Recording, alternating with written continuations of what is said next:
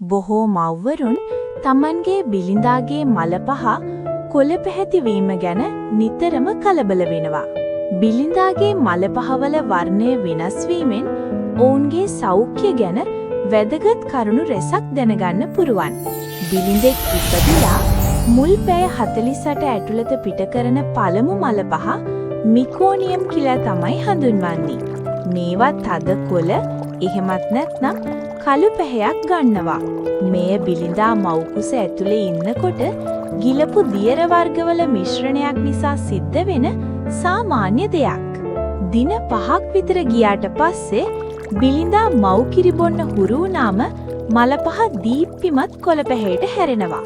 ඒකෙන් අදහස් වෙන්නේ බිලිඳාට ප්‍රමාණවත් විදිහට කිරි ලැබෙනවා කියන එකයි. බිලිඳා ඊතා නිරෝගීව මව් කිරි බොනකොට මලපහ තද කහ පැහැයක් ගන්නවා. හැබැයි බිලිඳාට පිටිකිරි ලබා දෙනවා නම් මලපහවල වර්ණය කහ හෝ ලා දුඹුරු පැහැයක් ගන්න පුරුවන්.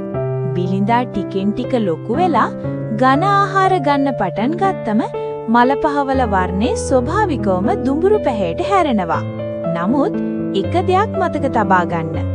බිලිඳාගේ මලපහ රතු හෝ කළු පැහැයක් ගන්නවා නම් ඒක අවදානම් ලකුණක් වෙන්න පුරුවන්.